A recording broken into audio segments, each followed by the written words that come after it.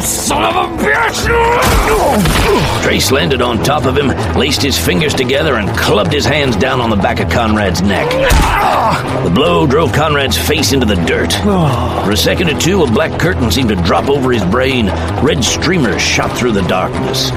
Then consciousness returned, driving away the stupor that had threatened to overwhelm him. He brought his right elbow back sharply. He jabbed it into Trace's midsection. Some of the weight left Conrad's back. He bucked up off the ground, throwing Trace to the side. Trace didn't stay down long. He scrambled to his feet again as Conrad glanced toward the cemetery. The woman had gone inside. She walked slowly toward Rebel's grave.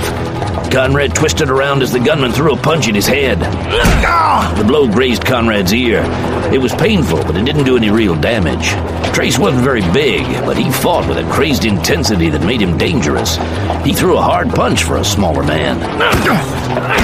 Conrad blocked a couple of them, then shot home a powerful right jab to the middle of Trace's face. The punch rocked Trace back, but didn't put him down. Conrad lowered his head and bowled forward. His arms went around Trace's waist. He kept moving forward as Trace's feet came off the ground.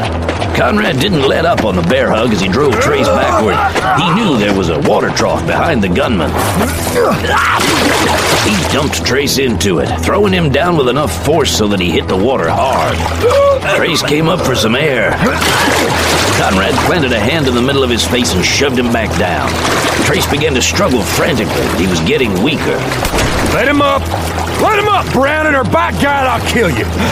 Conrad looked back over his shoulder and saw the rancher lowering the 6-gun he had just used to fire into the air. The barrel swung in line with him. Conrad knew Whitfield meant the threat. Instead of holding Trace underwater, Conrad took hold of his shirt and hauled him up and out. He dropped Trace beside the trough. Trace lay there only half conscious, moving his mouth like a fish out of water. Next time he gets in my way, I'll kill him, Whitfield. Behind the rancher, the Circle D hands watched in open-mouthed awe. Angeline stood on the porch, her face pale and drawn. Across the street, the 3 McTavishes looked on as well, with worry etched on their faces. Conrad saw all that, but only in passing, as he turned once more toward the cemetery. He didn't see the woman in the shawl.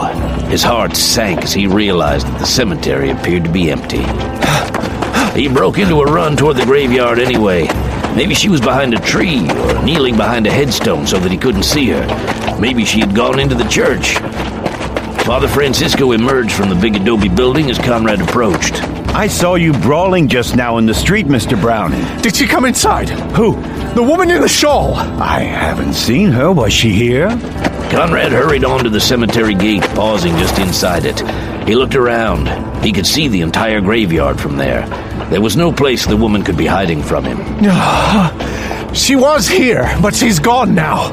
And with her, he thought, possibly everything he needed to know.